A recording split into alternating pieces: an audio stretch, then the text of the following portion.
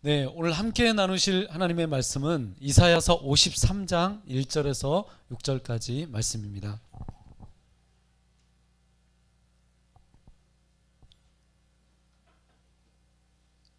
네, 함께 말씀을 찾아주세요. 이사야서 53장 1절에서 6절까지 말씀입니다.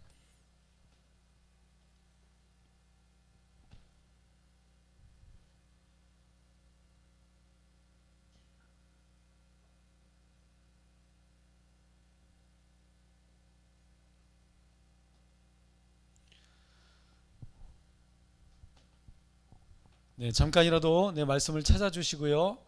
가정에서도 가능한 예배 드릴 수 있는 환경을 조금이라도 최대한 노력해서 갖춰주셔서 조금 더 정말 구별된 그런 모습이 있었으면 좋겠습니다. 그래서 성경 말씀 봉독할 때도 함께 교독을 좀 소리를 내셔서 함께 교독을 해주시면 더 정말 하나님께 진실한 예배가 될 것 같습니다. 조금이라도 그렇게 노력해 주시면 감사하겠습니다. 함께 말씀을 교독하겠습니다. 제가 먼저 읽겠습니다. 우리가 전한 것을 누가 믿었느냐? 여호와의 팔이 누구에게 나타났느냐?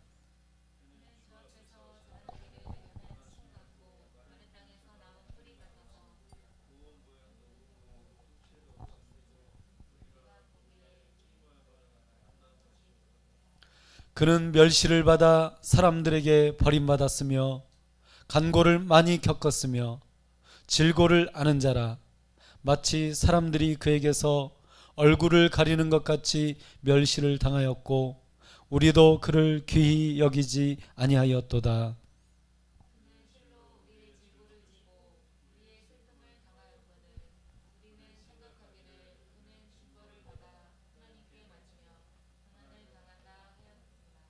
그가 찔림은 우리의 허물 때문이요 그가 상함은 우리의 죄악 때문이라. 그가 징계를 받음으로 우리는 평화를 누리고 그가 채찍에 맞음으로 우리는 나음을 받았도다. 다양 같아서 그릇 행하여 각기 제 길로 갔거늘 여호와께서는 우리의 모든 죄악을 그에게 담당시키셨거든요. 아멘.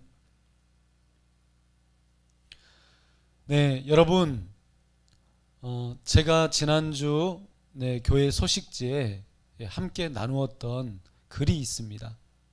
최영삼 교수님의 글인데요, 성경 해석에 대한 내용이었습니다. 과연 누가 성경을 해석할 수 있는가? 아무나 해석하죠. 그런데 누가 올바르게 정말 바르게 하나님이 원하시는 성경 해석을 할 수 있을 것인가? 그래서 그 텍스트를 구성하는 것, 해석하기 위해서 텍스트를 구성하는 것, 그리고 그 텍스트를, 그 말씀을 해석하는 해석자가 중요하다. 그래서 이게 포스트 모더니즘의 해석학이라고도 볼 수 있다. 이렇게 말씀을 하셨습니다. 그 내용 중에 저는 생각나는 구절이 있는데요. 의심하라, 의심하라, 의심하라 라는 내용입니다. 여러분, 무슨 내용이죠? 이 말씀이 진짜 옳고 바른 해석인지 의심하고 의심하고 의심하라는 것입니다. 뭘 의심해야 되나요? 바로 이 텍스트의 구성이 올바른지 의심하라는 것입니다. 그리고 해석자의 그 해석이, 그러니까 해석자의 그 모습, 해석자의 모습조차도 중요하다는 거죠. 말씀을 그럴듯하게 해석해놨다고 해서 중요한 것이 아니라 그 말씀을 해석하는 해석자의 인격, 그의 삶, 이 모든 것들을 고려해야 되는 것이 바로 포스트 모더니즘 시대의 해석학의 중요한 기조가 되었다는 것입니다. 그래서 여러분, 정말 우리는 이제 이 말씀을 의심하는 그 시대 속에 살아가야 된다는 것입니다. 이것이 필요하다는 거죠. 더군다나 기존의 그 교회 가운데도 필요하고, 그리고 여러분 어떻습니까? 우리나라만 해도 제가 언젠가도 말씀드렸던 것처럼 예수라고 주장하는 자들, 하나님이라고 주장하는 자들이 무려 50명이 넘습니다. 우리나라에만요. 내가 하나님이다, 내가 메시아다, 내가 예수다라고 주장하는 사람이 50명이 넘는다는 거죠. 여러분, 그러면 도대체 진리는 어디에 있는 것일까요? 그래서 우리는 의심하고 의심해야 합니다. 그래서 이런 이야기를 합니다. 비루한 오류의 종합, 교묘한 욕망의 화신. 여러분, 좀 어려운 단어죠? 네, 비루한 오류의 종합. 무슨 이야기죠? 네, 아무리 해석에 열심을 기울여도 결국 비루한 오류의 종합일 수밖에 없다. 인간의 모습이 그렇다는 거죠. 그리고 교묘한 욕망의 화신이다. 누가요? 인간이 그렇다는 것입니다. 그래서 이제는 이 말씀을 올바르게 해석하는 그 해석의 구조, 그리고 이 말씀을 해석하는 해석자의 그 영성, 윤리, 태도, 여러분, 이런 것이 굉장히 중요하다는 것입니다. 그래서 그 내용을 여러분들이 꼭 다시 한 번이라도 읽어봐 주셨으면 좋겠습니다. 굉장히 저는 중요한 내용이라고 생각합니다. 그래서 여러분, 의심이 가장 정직한 결과를 가져온다라고 말하고 있습니다. 그래서 이런 시대에 우리는 의심해야만 그 구원을 이해할 수 있다라고 이렇게 우리는 생각할 수 있습니다. 여러분, 그렇지 않나요? 네, 예수를 믿기만 하면 구원받아. 우리는 이렇게 배워왔습니다. 특히 장로교에서 여러분 그랬습니다. 그래서 여러분, 구원받은 자의 모습과 또 구원받은 자로서 살아가는 그 삶의 모습이 너무나 다른 것이 오늘날의 현실입니다.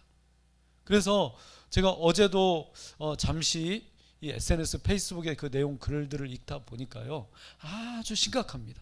교회가 굉장히 지금도 욕을 엄청나게 먹고 있습니다. 왜 그렇습니까? 네, 일부 어떤 사람들은요, 이 코로나 시대에도 예배를 드려야 된다는 것입니다. 예배를 드리지 않는다는 것은 잘못된다는 것입니다.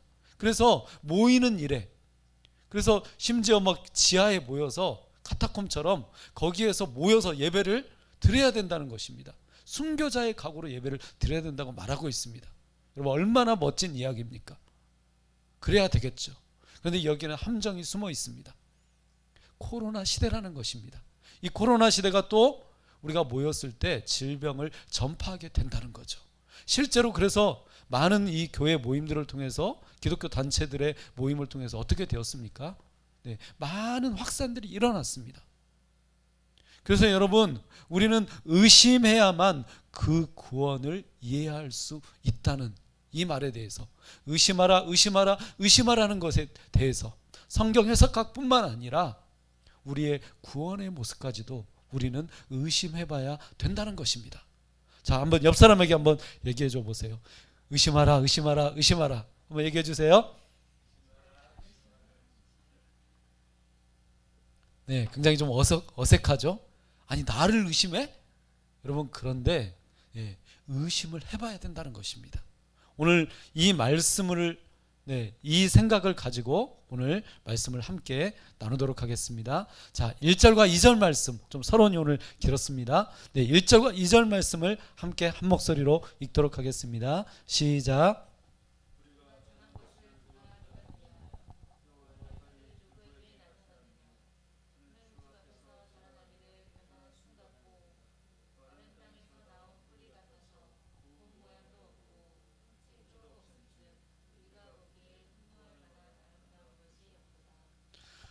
네, 여러분, 우리는 누구든지 어떤 사실이나 주장에 대해서 나의 판단할 때, 그러니까 내가 판단할 때 믿을만 해야 하고 머리로 이해가 되어야만 받아들입니다. 여러분, 누구나 그러시죠? 믿을만 해야 믿고 내 머리로 이해가 되어야만 받아들입니다.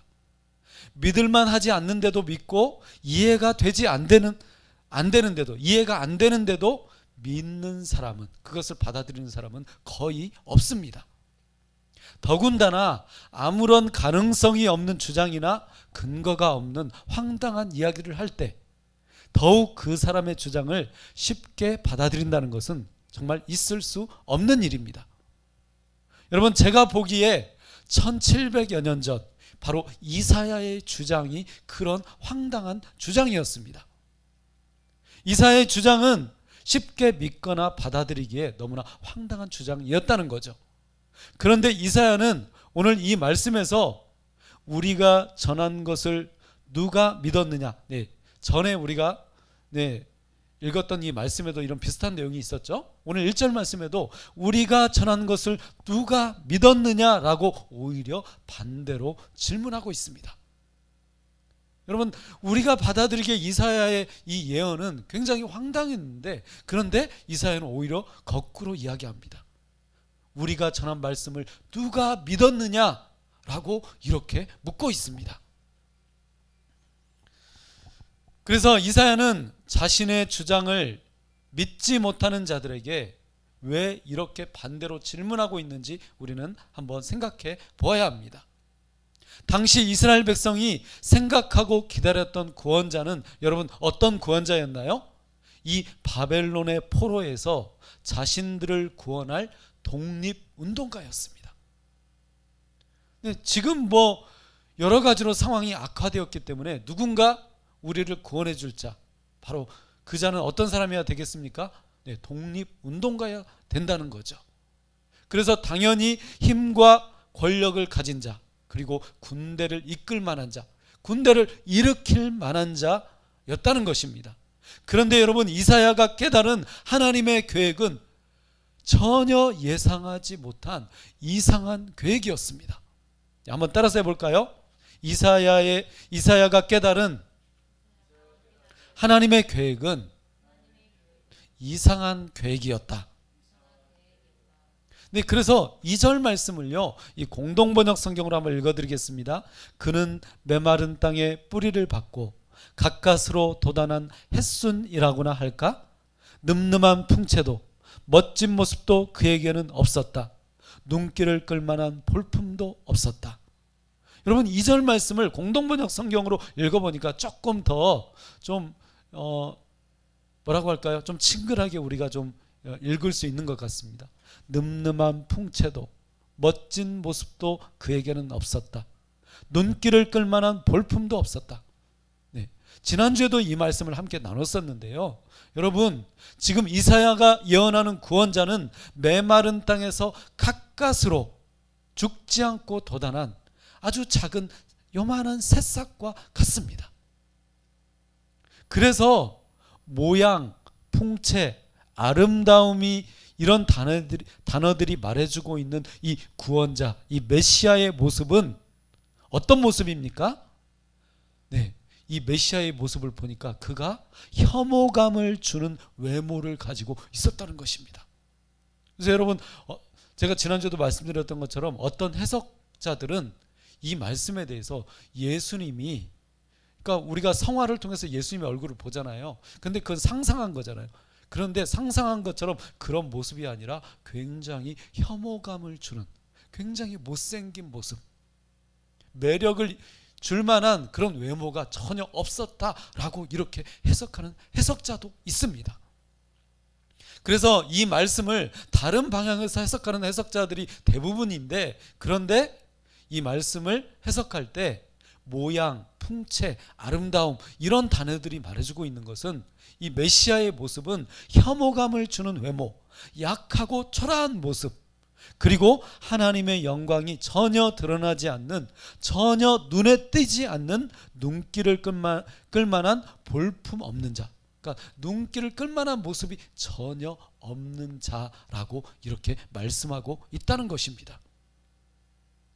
그래서 우리가 이 말씀을 받아들일 때에 우리는 우리가 이미 실패했던 유대인들의 그 영광의 신학에 머무르면 안 된다는 것을 우리는 깨닫게 됩니다. 여러분, 다시 한번 말씀드릴게요. 좀 어려울 수 있는 내용입니다. 그래서 이 말씀을 우리가 받아들일 때 모양, 풍채, 아름다움의 이 모습에 대해서 전혀 반대의 모습, 구원자의 모습, 메시아의 모습은 전혀 여러분 우리가 상상할 수 없는 그런 외모를 가진 자의 모습이라는 거죠. 그러면 이 말씀을 받아들이게 될 때에 우리는 이미 실패한 유대인들의 영광의 신학에 머무르면 안 된다는 것입니다. 여러분, 유대인의 신학은 어떤 거였습니까? 영광의 신학이었습니다. 이 영광의 신학은, 그런데 우리가 이 영광의 신학에 머무르게 되면 어떻게 됩니까? 이 영광의 신학, 이 영광의 믿음은 성경과 복음과 교회를 오히려 망하게 하는 것이 될 수 있다는 것입니다. 실제로 유대인들은 이 영광의 신학 안에 머물러 있었기 때문에 그들이 망해버렸습니다.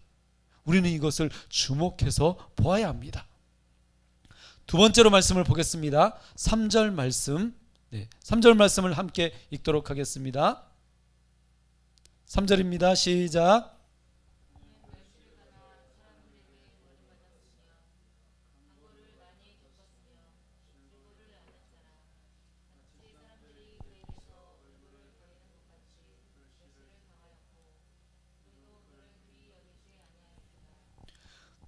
여러분, 이제 이사야는 이 구원자의 모습에 대해서 더 구체적으로 말합니다.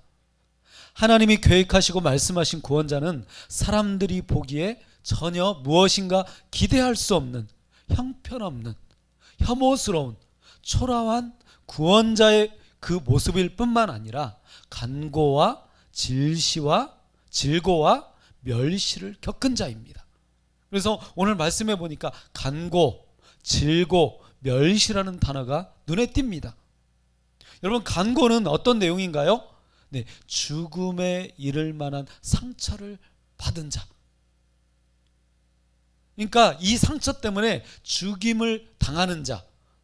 바로 이것이 이 간고라는 단어입니다. 질고는 무엇이죠? 항상 병을 달고 사는 자. 오늘 이 말씀에도 항상 병을 달고 살았다는 그런 새로운 해석을 우리가 볼 수가 있는데요. 뒤에 나옵니다. 그 다음에 멸시는 무엇입니까? 깔보고 하찮게 여기다는 것입니다. 막 나를 깔봅니다. 하찮게 여깁니다. 그런 모습이 바로 구원자의 모습이라는 것입니다. 그래서 이사야 선지자는 아주 독특하게 간고, 질고, 멸시를 받은 자가 메시아다, 구원자다라고 이야기하고 있습니다. 여러분, 굉장히 충격적인 내용입니다. 그리고 여러분, 우리가 이 말씀을 받아들일 때 그런 생각이 듭니다. 아니, 어떻게 구원자의 모습이 이래? 내가 이런 구원자를 믿어야 돼? 여러분, 굉장히 충격적인 내용입니다. 구원자라면 다윗 왕 정도는 돼야 되잖아요. 솔로몬 왕 정도는 돼야 되잖아요. 삼손 정도는 돼야 되잖아요. 여러분, 한마디로 구원자라면 좀 있어 보이고 뽀대도 나고 뭔가 좀 뒤에, 제가 좀 그 외래어는 좀 안 쓰겠습니다. 좀 뒤에 좀 후광이 좀 나야 되잖아요. 여러분, 그런데 도대체 이게 뭡니까? 좀 제가 개그 콘서트 좀 버전으로 좀 말하고 싶었어요. 설교를 준비하면서 도대체 이게 뭡니까? 좀 이런 좀 의문이 들었습니다. 더군다나 3절 말씀에 보니까 이렇게 이야기합니다. 사람들에게 버림받았으며, 그는 멸시를 받아 사람들에게 버림받았으며, 이사야가 말하는 하나님의 구원자는 영광과 존귀에 있는 자가 결코 아닙니다. 그는 쓸모없게 여겨져서 사람들에게 비참하게 버림받은 자입니다. 그래서 이 3절 말씀을 표준 세번역 성경으로 읽어보니까 그는 사람들에게 멸시를 받고 버림을 받고 고통을 많이 겪었다. 그는 언제나 병을 앓고 있었다. 사람들이 그에게서 얼굴을 돌렸고 그가 멸시를 받으니 우리도 덩달아 그를 귀하게 여기지 않았다. 여러분, 이렇게 말씀하고 있습니다. 그는 멸시를 받고 버림을 받고 고통을 겪고 거기에다가 항상 병을 달고 사는 자였습니다. 여러분, 하나님의 구원은 높이 올라가는 것이 아니라 저 아래로 낮아지는 것입니다. 우리가 상상했던, 유대인들이 기대했던 그 영광의 구원자가 아니라 여러분, 멸시와 질고를 당한 자, 고통을 당한 자의 모습이 구원자 메시아의 모습이었다는 것입니다. 여러분, 그러므로 우리는 멸시와 질병과 고난에 대해서 하나님의 놀라운 계획이 있음을 믿어야 합니다. 바로 나의 멸시, 나의 질병, 나의 고난에 대해서도 하나님의 계획이 있음을 우리는 믿어야 된다는 것입니다. 우리는 볼 수 있는 것만 보고 믿을 수 있는 것만 믿는 그런 초보적인 믿음에서 벗어나야 된다는 것이죠. 그리고 우리는 높아질수록 더 낮아짐을 추구해야 합니다. 그리고 그 낮아짐을 사랑하고 그 낮아짐을 경외해야 합니다. 사랑하는 여러분, 이 놀라운 믿음이 여러분의 믿음이 되시기를 간절히 축원합니다. 세 번째로 말씀을 보도록 하겠습니다. 5절과 6절 말씀을 함께 마지막으로 읽도록 하겠습니다. 5절과 6절입니다. 시작.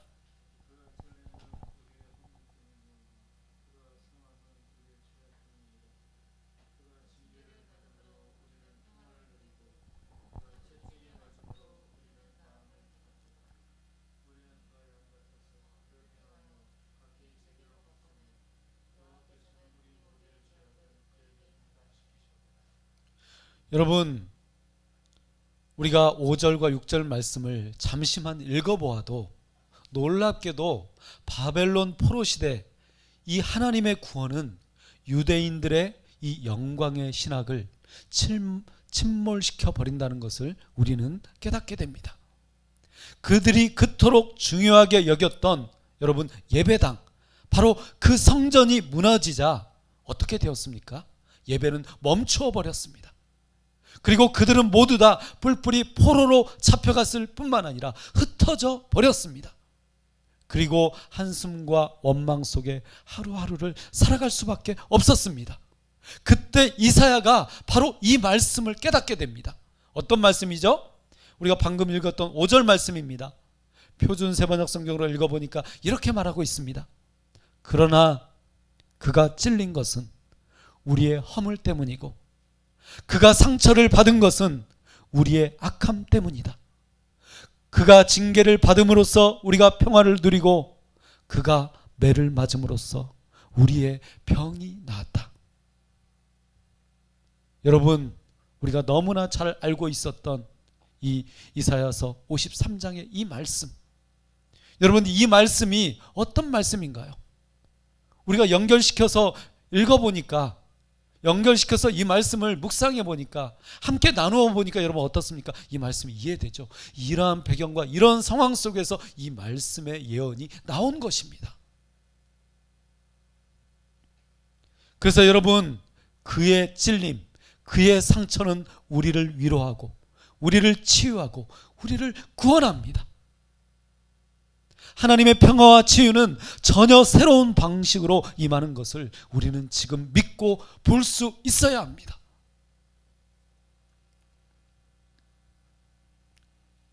바벨론 포로 시대의 그 참담한 고통과 고난 속에서 이사야 선지자는 이 말씀을 보았습니다.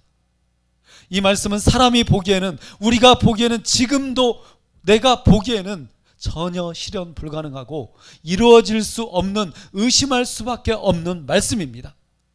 그런데도 이사야는 6절 말씀처럼 이 놀라운 구원을 확실하게 보았고 믿었습니다.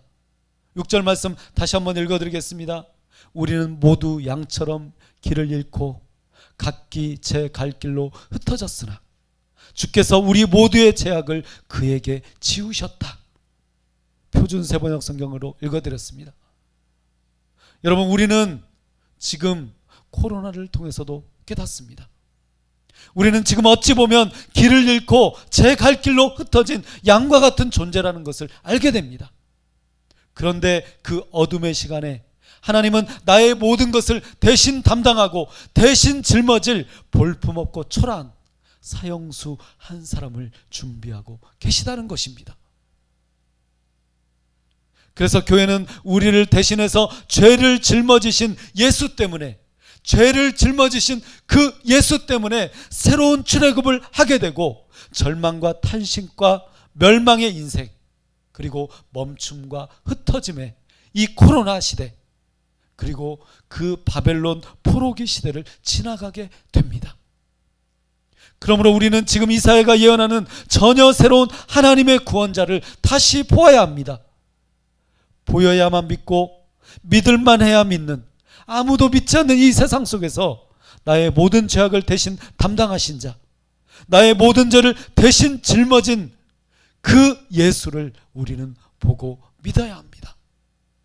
사랑하는 여러분, 하나님은 그 절망의 시대, 그 포로기의 시대에 하나님의 놀라운 계획과 일들을 전혀 새로운 방식으로, 우리가 도저히 믿을 수 없는 방식으로 준비하고 계십니다. 여러분, 그가 누구입니까? 십자가에 처절하게 못 박혀 사형수로 죽으신 예수 그리스도입니다. 여러분, 그를 통해 놀라운 일이 일어납니다. 그를 통해 놀라운 회복과 새로운 일들이 펼쳐집니다. 그래서 2021년도 세우며 기도하며 기다리는 이 놀라운 일들이 이 말씀을 통해서 우리의 인생과 우리의 삶 가운데, 교회 공동체 가운데 임하여 주시기를 예수 그리스도의 이름으로 간절히 축원하며 간절히 소원합니다.